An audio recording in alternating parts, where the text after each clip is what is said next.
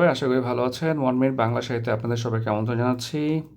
আজকে আমরা 47 BCS এর একটা সাহিত্য সম্পর্কে জানবো যে সবে বঙ্গের জন্মে হিংসে বঙ্গবাণী সেসব কার জন্ম নির্ণয় ন জানি। মজার ব্যাপার হচ্ছে এটা আমি গতকালকে ক্লাসে পড়াচ্ছিলাম। আচ্ছা, এটা হচ্ছে 47-এ আসছে, আমার ঠিক খেয়াল ছিল না। দেখেন, তা এটার হচ্ছে কোন কাব্যের অন্তর্গত, তারপরে হচ্ছে আপনার হচ্ছে কে লিখছে, এটা আরও একটা লাইন আছে।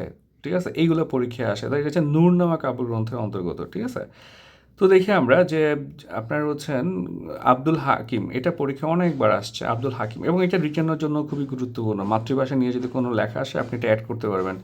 ঠিক আছে, আপনার হচ্ছে নুরনামা কাব্যের আপনার হচ্ছেন বঙ্গবাণী কবিতার অন্তর্গত। তাহলে নুরনামা হচ্ছে কাব্যের নাম, বঙ্গবাণী হচ্ছে কবিতার নাম। ঠিক আছে, আরও কিছু আছে। এটা এটা এটা এই লাইনটা পড়ে রাখতে পারেন। দেশি ভাষা বিদ্যা যার মন ন জুড়ায়, দেশ নিজ দেশ ত্যাগ কি কেন বিদেশ ন যায়। এটা হচ্ছে পরীক্ষার জন্য গুরুত্বপূর্ণ। কেমন, এটা মোটামুটি বানান সহ পড়ে ফেলেন, খুবই গুরুত্বপূর্ণ।